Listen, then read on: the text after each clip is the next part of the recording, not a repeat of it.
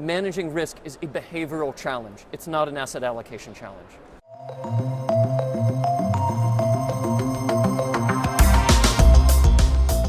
Risk psychology. In particular, let's talk about the assessment of risk.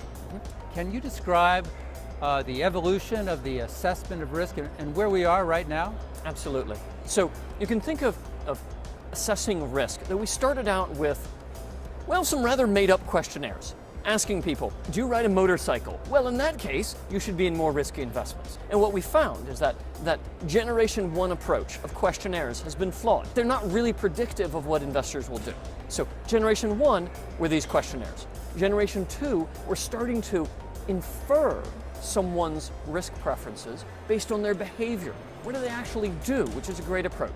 Generation 3, where I'm really focusing on right now, is how do we address the behavioral problem head on? Rather than using asset allocation to avoid bad behavior, let's actually help investors not make major mistakes in the markets outright. And so we have a framework of 5 major areas that advisors and industry professionals can help. It starts with, of course, the investments themselves.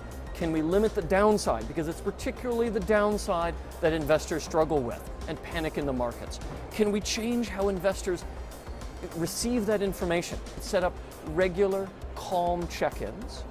Third, we look at how we can change the story so investors don't get anxious, they get excited when there's a downturn, because it's an opportunity for profit and for them to do better.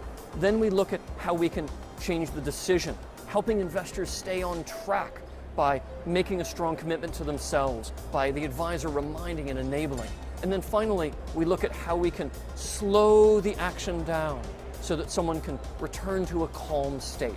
So in each of these areas, the investments, the information, the emotion, the decision the investor makes, and the actual action. What is the opportunity then for advisors who are able to get better acquainted with this process and this new idea of risk assessment? What should they expect, and how difficult is it for them to get started? It's all about building a base of patient long-term investors who are with the advisor for the long term.